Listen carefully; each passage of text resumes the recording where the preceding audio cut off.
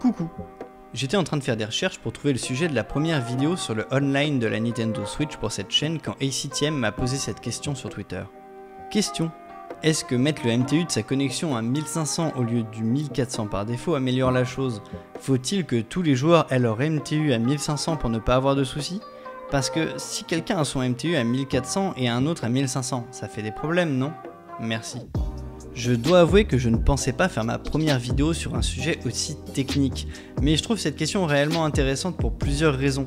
D'abord, parler de ce sujet va me permettre de vous introduire au fonctionnement des réseaux, mais la vraie raison, c'est que j'ai vu vraiment beaucoup de messages incitant à augmenter le MTU par défaut de la Switch pour améliorer l'expérience online.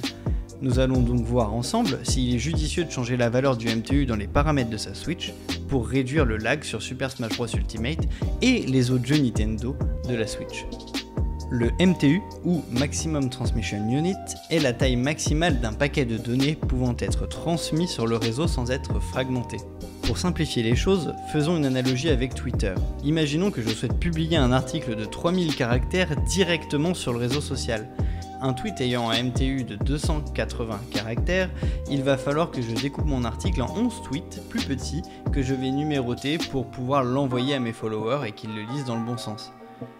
Eh bien, c'est exactement pareil sur un réseau informatique. Au moment où Alice va envoyer le film de ses vacances en Bretagne à son oncle Bob, son ordinateur va découper le fichier en petits morceaux, les numéroter et ensuite les envoyer un par un à l'ordinateur de Bob. L'ordinateur de Bob n'aura plus qu'à rassembler le fichier en remettant les morceaux dans le bon ordre. Un paquet envoyé sur un réseau informatique a donc une partie de sa taille qui est réservée pour des informations nécessaires pour fonctionner. On appelle cela l'entête. On y trouve notamment l'adresse IP source et destination, une valeur de contrôle pour vérifier que les données reçues sont bien complètes, etc. etc. Plus le MTU est petit, plus on créera de paquets. Plus on crée de paquets, plus il y a d'entêtes, et donc on réduit notre débit. Les problèmes sur internet sont courants, comme à la poste, il peut arriver que votre paquet n'arrive pas à destination ou alors pas forcément comme il avait été envoyé. Plus les paquets que l'on envoie sur le réseau sont gros, plus une erreur aura un impact sur le débit. On fragmente donc les paquets pour limiter l'impact d'une erreur. Il y a donc un juste milieu à trouver pour maximiser son débit malgré les erreurs. Sauf que tous les appareils connectés à un réseau TCP/IP ont un MTU, notamment les équipements réseau.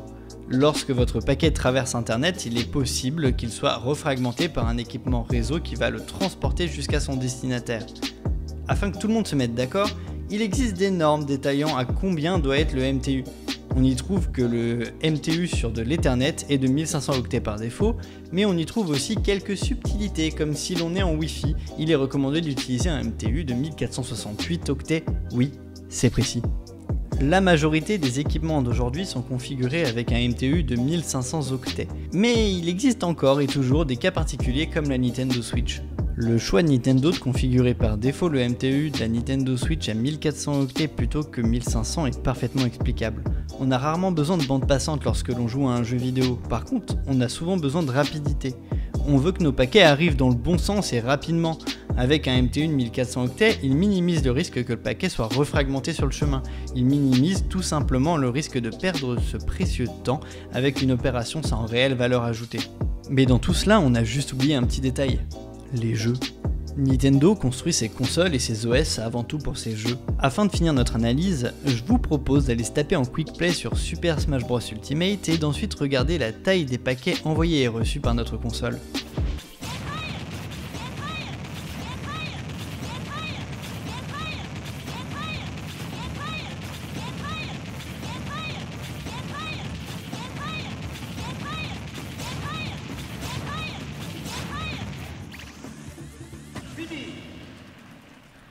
Bon, outre le fait que notre adversaire ne semble pas savoir DI, nous avons maintenant une capture du trafic. Sur cette dernière, on remarque deux choses importantes. La première, c'est qu'un paquet fait en moyenne 183,68 octets, et la seconde, c'est que le paquet le plus gros envoyé sur le réseau pendant la partie est de 1254 octets, soit 146 octets de moins que notre MTU de 1400. Aucun paquet n'a donc été fragmenté pendant cette partie, mais ça nous suffit pas, faut qu'on essaye avec un autre jeu, on va essayer avec Mario Tennis.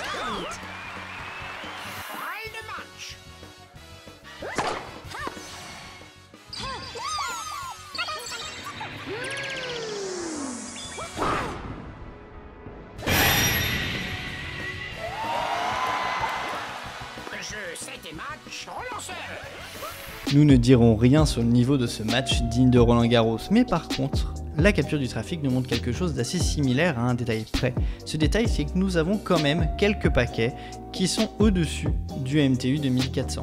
C'est 0,02% des paquets, c'est négligeable, mais ça existe quand même un petit peu.